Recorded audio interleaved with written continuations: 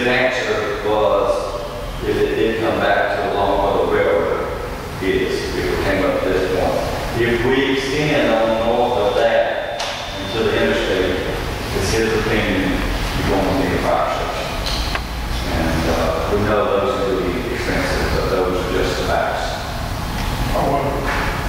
There's a county station up there. That's what I mean. There's a county station up there on Farm Road, just south of West Harrison. Just above the interstate. Yes, sir. Now let me mention this.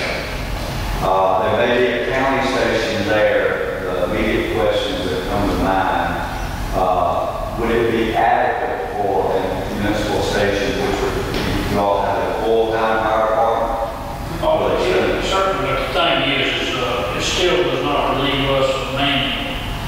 You know, if you did this, you would be looking at pumper, at least a pumper, and shift. I mean, at least, I don't know, 3 guys a shift probably. Probably 10 fire. Yeah, I mean, so you're talking about increasing that too. So even if there is a structure up there that is adequate, really the real cost is the manpower that we incur each and every year.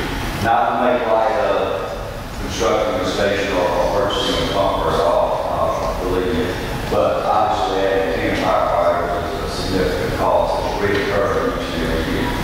So, And police, you're going to have to extend probably more people, more cars in the police department. and I'm going to sort of wrap up with some comments on that as well. While we were on the, and I sort of got a little sidetracked here, but while we had the fire district's rating station out, I did want to share that with you. Next, I've identified the water certificated areas, and we have sewer, I believe that's pronounced, it's full-scale sewer, but I've heard it pronounced sewer water service Inc. that covers the majority of the study area according to our records and information. Mike, can you put that back down? Sure. Did y'all, is that creek, where's 28th Street?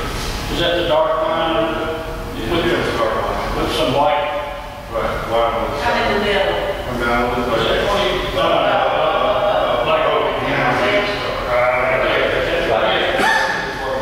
That's 28. do you think that that's accurate, what you have on that? I'll say this boundary is based on the maps from the Public Service Commission. I haven't reviewed the legal descriptions at this time because the very preliminary in this, but this is based on the maps as they are today that property of the I'm just, we deal with that water. To answer your question, no, I'm not. Okay, we might already really clear that up, because right now we're real close, not to get you tied up, but being able to offer water right down that street and having a little thing to them about it, and it may not even be that careful. It may not be, but this is based on the maps on record. Yes, I would not present to you if this is certainly well. That's fine, that's all right, I didn't mean to hold you. No problem. And then on the sanitary sewer, there's basically we have Harrison County Development Commission. I don't know if that's still in place or not here, but that was on record with the Public Service Commission. There's no other sewer certificates according to the Public Service Commission.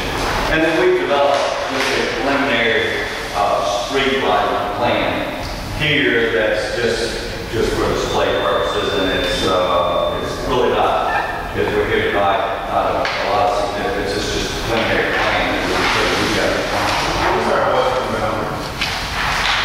Let me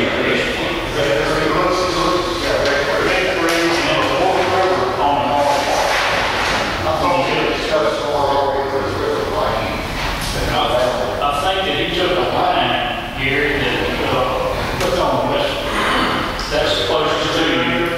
This boundary right here is along the power line that comes up through here.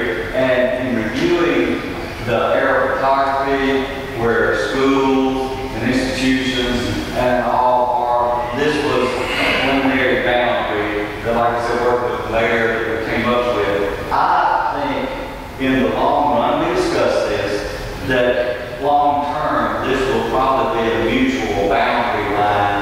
between the city of Pasadena and Long Beach.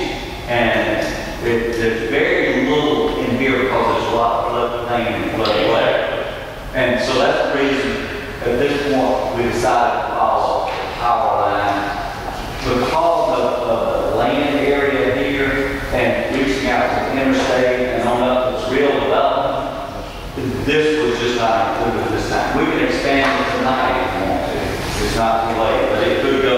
I think that would be the long range. Whether it goes in this study or not, I'm open for input on that. Well, that area there, Mike, is Arcadia, up in that right there, that there, a lot of rooftops in that area. Okay. A lot of rooftops in that area, and it goes all the way over to the river. And there's a lot of good development going on constantly. There is here, there's only very few places to cross, so we'll work to get under that side. Exactly, that's true. Right, it makes a lot of sense to be western boundaries. For us to be included in here, like I said, this is our preliminary boundary. If you'd like to extend that, we can certainly do that. It's just point. Let's keep going. All right. So with that, I want to turn back to our land use. And this one shows parcel-based data here, which shows there's a few parcels in here, a few in this area, and a few here, whether they're occupied or not. But that's the additional area you referred to here.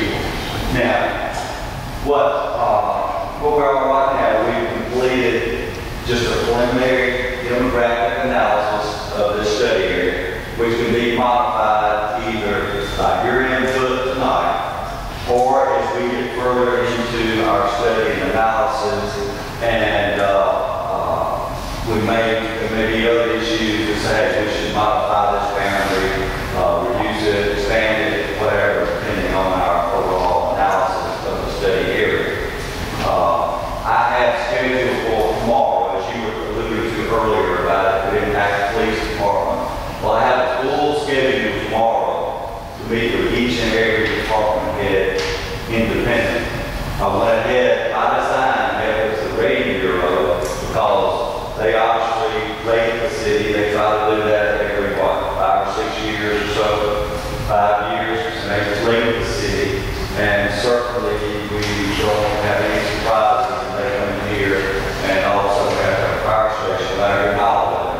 So we don't want that to happen. I've already met with them, but I'm going to meet with each and every department head tomorrow to determine if we're going to need any additional personnel and or equipment to provide the same level of services to this area that you're currently providing in the existing city. That's police, fire, public works, trash, street maintenance, street lighting, water, sewer, and all.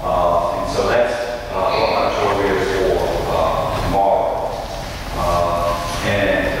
Then we will dig, probably the next phase is getting more into the financial analysis as far as revenues and expenditures and things of that nature as well. Sales tax, employee tax, and so forth. So with that being said, I'll turn the meeting back over to the mayor, and I'll be glad to answer any of your questions at this time. Okay, Mike, we were just finding out, Dale not be here. Who is that? Darrell Wilson, Public Works Department. He verified in the meeting last night. He may be back tomorrow. I saw him stay out. He's on vacation. Well, if he's not, I'm on the coast a lot. I can meet him at a later date. Okay. So, Where's George? George verified in the 10th. okay. Both we have scheduled. I have a schedule in my car. I don't I have have it, I'll email on the But I have a full schedule starting from 9 in the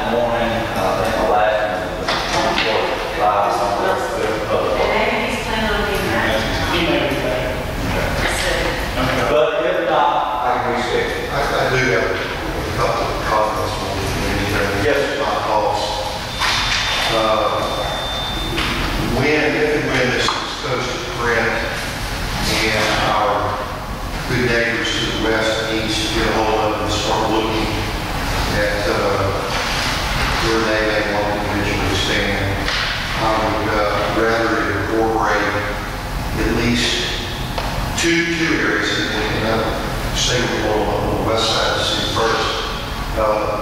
Mr. Karuba made a comment about incorporating the boundary along the river line, at least to the I-10. Yes, sir. And then maybe let it go back like we have it toward the north area with that western boundary line being exactly as you showed there.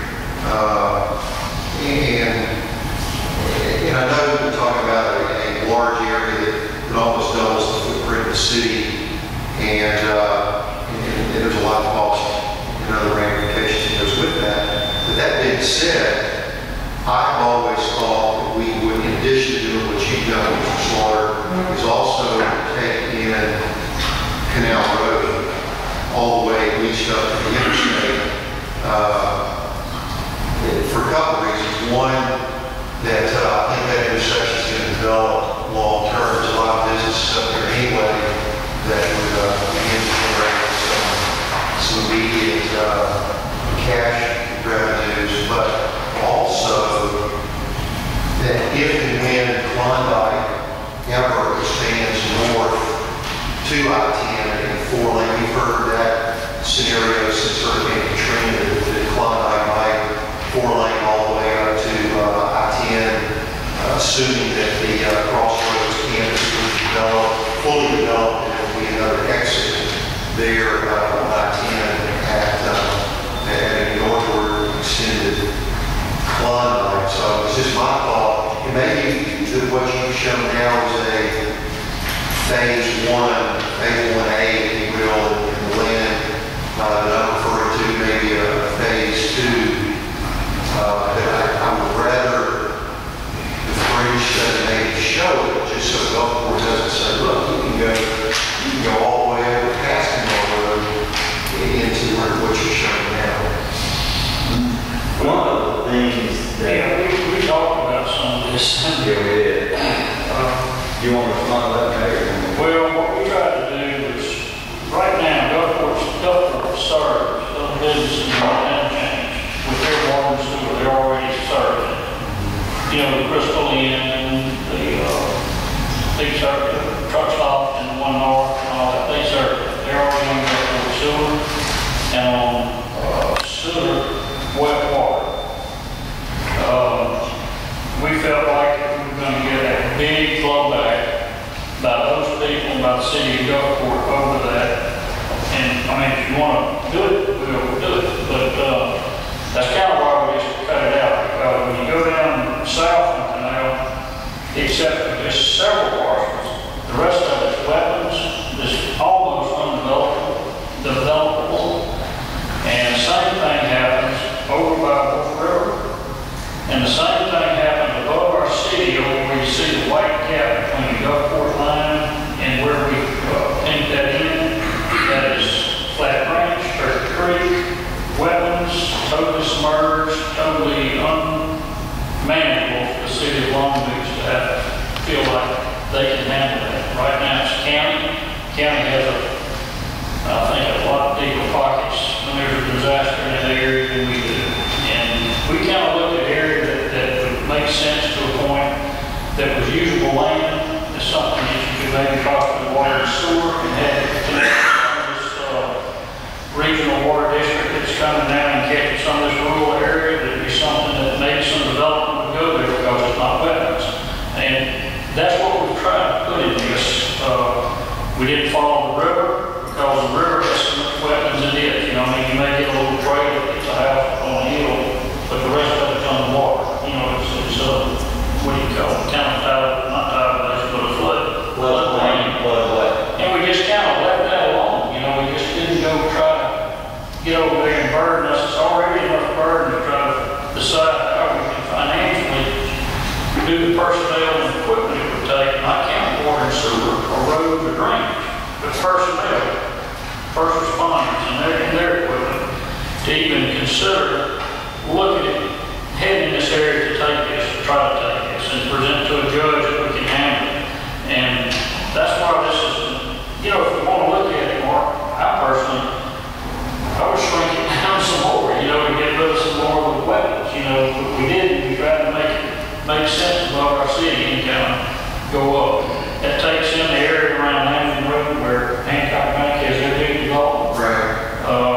won't take him, I don't think